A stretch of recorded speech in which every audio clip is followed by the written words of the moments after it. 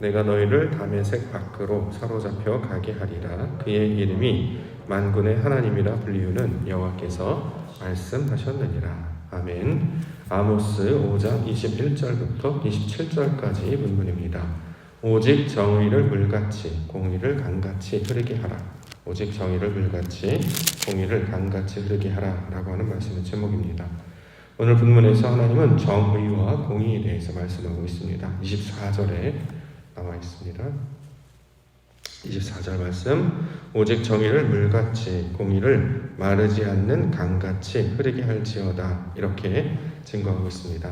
정의, 공의, 늘 연이어서 함께 나오는 마치 수거같이 이렇게 연결되어서 나오는 단어인데요. 자, 정의와 공의가 무슨 뜻인가?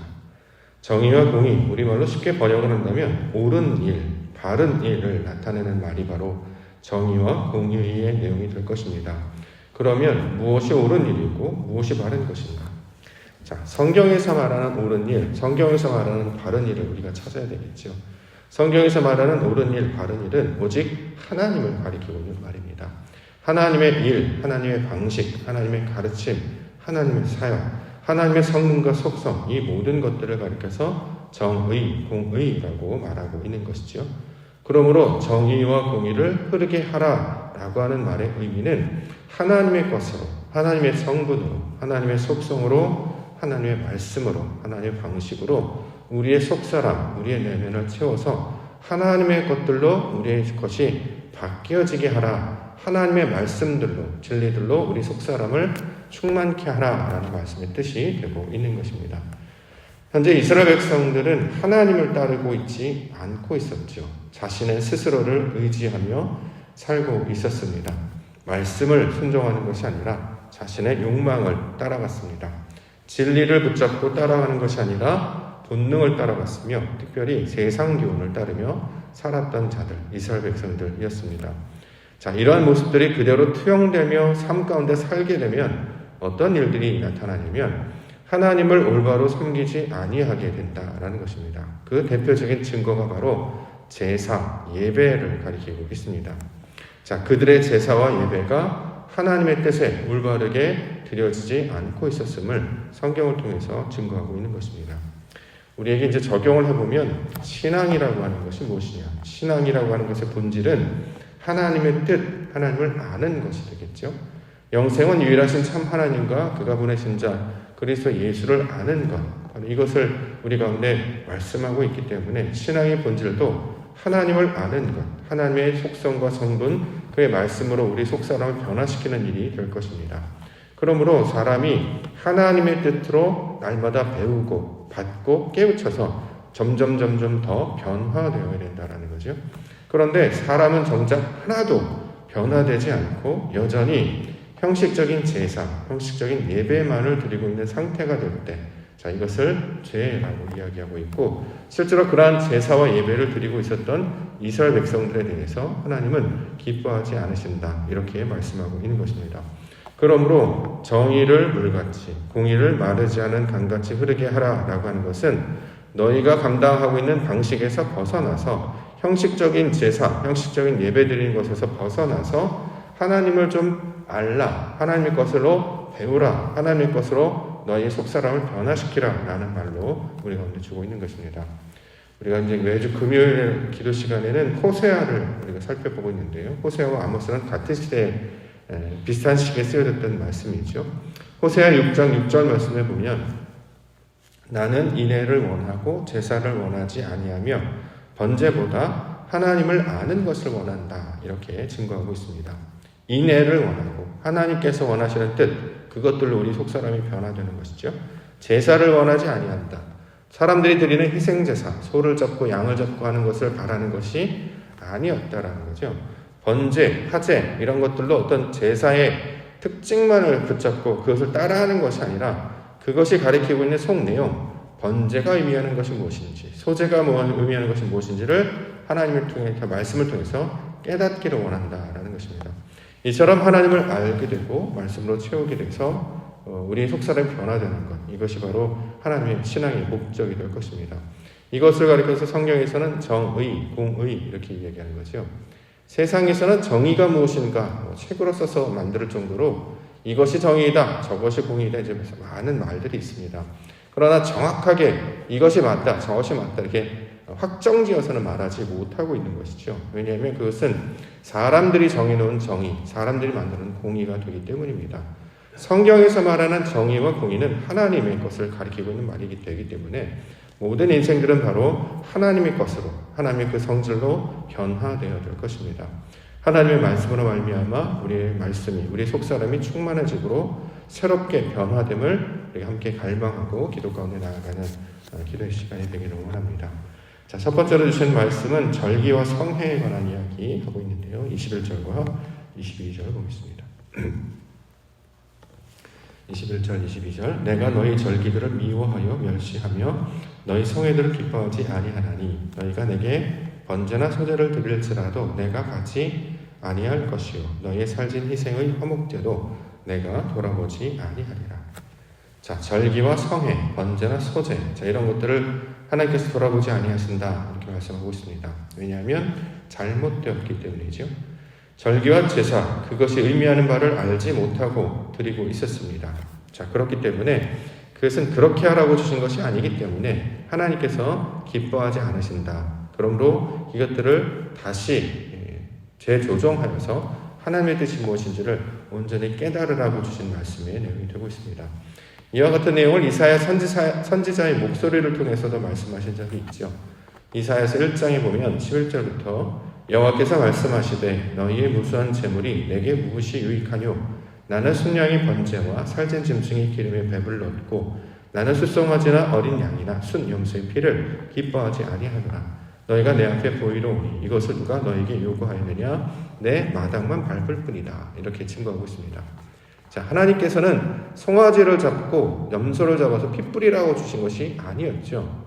번제가 가지고 있는 의미, 화제가 가지고 있는 의미, 자, 불을 태워서 향기로운 냄새가 되는 것처럼 우리의 육신의 것들이 다 진리의 말씀으로 새롭게 됨으로 말미암아 그 성질이 변화될 것을 번제나 소제에 대한 내용으로 가르쳐 주셨습니다. 소제.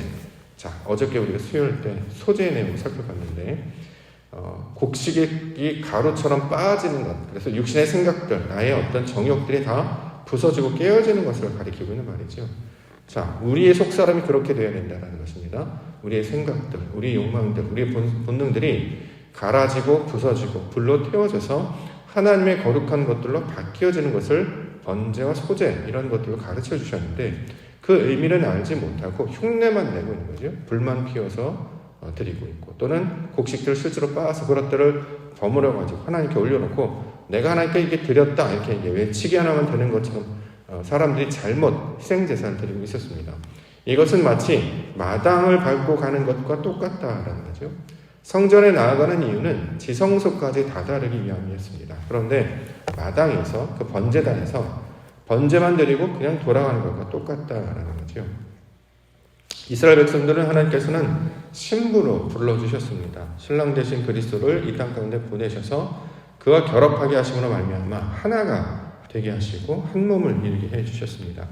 그런데 각각 개인이 그 신부임을 기억하지 못하고 마치 결혼식에 초대받아서 그냥 눈도장만 찍고 축의금만 내고 식사만 하고 그냥 돌아가는 자처럼 아무런 기쁨과 아무런 약속도 받지 못하고 아무런 소망도 얻지 못하고 그냥 발만 밟고 배만 불리고 그냥 돌아가는 손님과 같은 이방인과 같은 모습으로 살아가고 있었다라는 거죠. 그렇기 때문에 이 절기와 성회를 기뻐하지 않으신다 이렇게 이야기하고 있는 것입니다.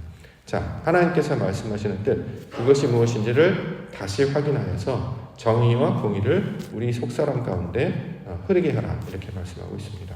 두 번째는 노랫소리에 관한 이야기하고 있는데요. 23절 내 노랫소리를 내 앞에서 그칠지어다 내 빗발소리도 내가 듣지 아니하리라. 노랫소리를 그치라 빗발소리를 듣지 아니한다 이렇게 말씀하고 있습니다. 왜냐하면 그 소리가 이상하기 때문이죠. 노래를 잘하는 게 아닙니다. 음이 이상하다는 거죠. 빗나가다라는 단어를 여기서 사용하고 있는데 소리가 제 음을 내어야 그 음이 무엇인지를 알아들을 수 있습니다. 그렇지 아니하면 울리는 꽹과리 소리에 불과한 것이죠. 음은 없고 시끄러운 소음에 불과한 것입니다. 자, 하나님의 뜻이 무엇인지를 제대로 분별하지 아니하면, 온전히 깨닫지 아니하면 그것은 하나의 소음만 될 뿐이지 의미가 되지 못한다라는 것입니다. 하나님의 말씀을 제대로 깨닫지 못하면 마치 이것과 똑같다라는 거죠. 고린도전서 14장 7절 말씀부터 보면 혹 필이나 검은 고와 같이 생명 없는 것이 소리를 낼 때에 그 음의 분별을 나타내지 아니하면 필이 부는 것인지 검은 고 타는 것인지 어찌 알게 되리요. 만일 나팔이 분명하지 못한 소리를 내면 누가 전투를 준비하리요. 이와 같이 너희도 혀로서 알아듣기 쉬운 말을 하지 아니하면 그 말하는 것을 어찌 아니요. 이는 허공에다 말하는 것이다. 이렇게 증거하고 있습니다. 우리가 고백하고 말하는 것이 하나님의 뜻인지 알지 못하는 상태. 그래서 중언부언하는 상태와 똑같다라는 거죠. 그러므로 그치라 듣지 아니한다 이렇게 말하고 있는 것입니다. 중언부언 그 의미 무슨 뜻인지 의도가 무슨 뜻인지를 알지 못하고 말하는 것을 가리키고 있는 말입니다. 즉 하나님의 말씀으로 그 뜻을 온전히 깨닫는 것으로 말하는 것이 아니고 자신의 생각과 자신의 욕망을 섞어서 말하는 것을 중언부언한다 이렇게 이야기합니다. 그렇기 때문에 아무 의미 없는 소리, 우리로 따지면 이제 보통 방언을 가리킬 때 이런 말을 하는데요. 헛된 소리라고 하지요. 이상한 말을 하는 건 의미가 없습니다.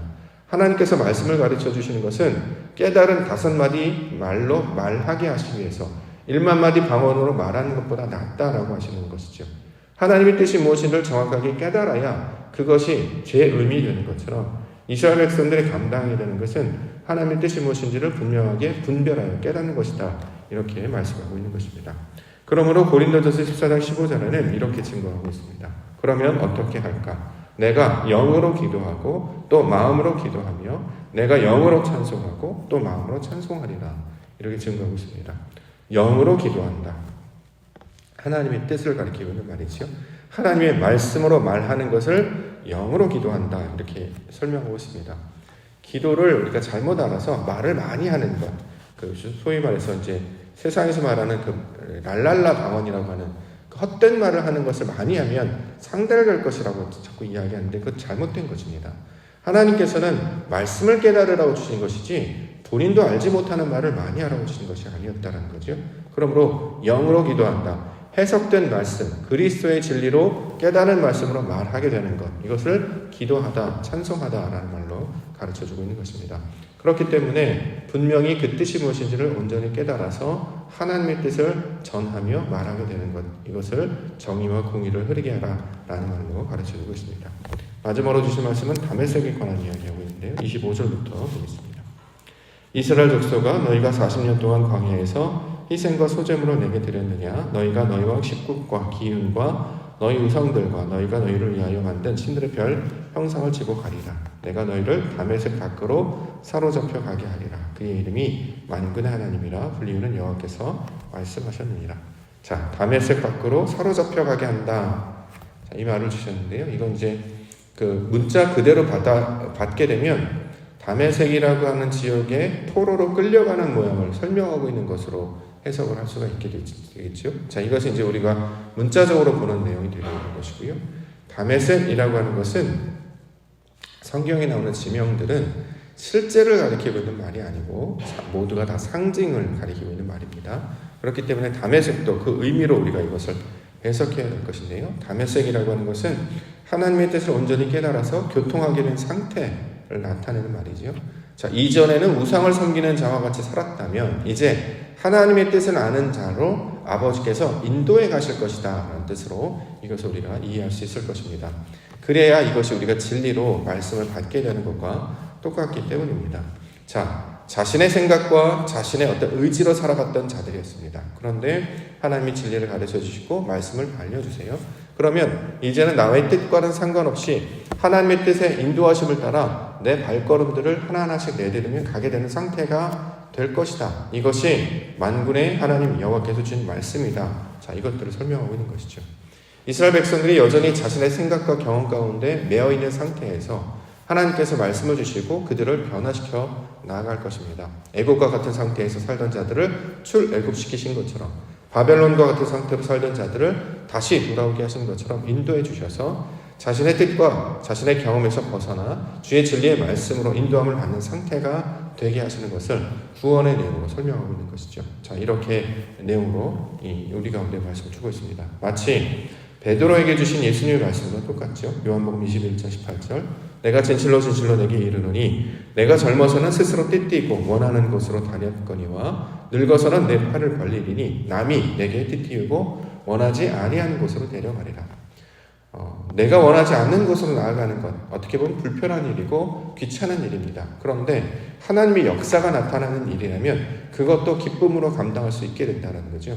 아브라함이 친척 아비집을 떠나서 하나님의 말씀하신 약속의 땅 헤브론까지 나아가게 되는 것처럼 우리의 믿음의 여정도 내가 익숙한 이곳 나라고 하는 자아라는 곳에서부터 하나님이 말씀하시는 말씀하신 그 곳으로 나아가게 되는 상태로 바뀌어지게 될 것이다. 그것을 가리켜서 정의와 공의가 흐르게 되는 상태이다. 이렇게 이야기하는 것이죠. 정의와 공의. 하나님의 뜻이 내 안에 채워져서 그 말씀에 인도하심대로 나아가는 상태. 자, 이것을 가리키고 있는 말입니다. 오늘 우리가 하루를 살아가는데요. 바로 이 동일한 모습으로 우리를 인도해 나아갈 것입니다. 나는 익숙한 것, 편한 것, 쉬운 것에 더 좋아하는 경향이 있습니다. 그러나 하나님은 낯설고 힘들고 불편한 것으로 자꾸 우리들을 인도해 나아가시는 거죠.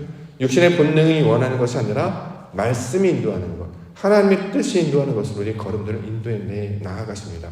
이것이 바로 변화되는 자, 하나님의 뜻에 이끌려가는 이스라엘 백성들의 모습이 되는 것이죠.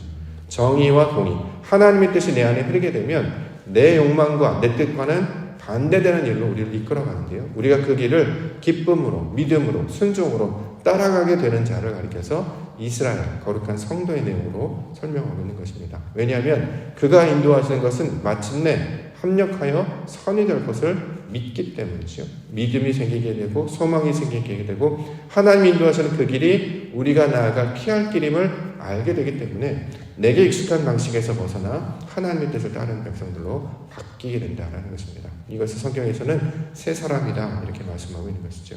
오늘도 하나님께서 약속하신 그 하나님의 나라, 그 말씀을 붙잡고 나아가는 자, 욕망에서 벗어나 진리를 붙잡고 말씀으로 붙잡고 나아가는 자 되게 하여 주시옵소서. 그래서 방주를 되는 것처럼 새 하늘과 새 땅이 되는 것처럼 새 예루살렘의 모습으로 하나님이 거쳐가 되시는 우리 믿음의 성도들, 그렇게 기도 가운데 나아가시는 우리 기도의 시간 되시기를 주님의 이름으로 간절히 축원합니다. 기도하겠습니다.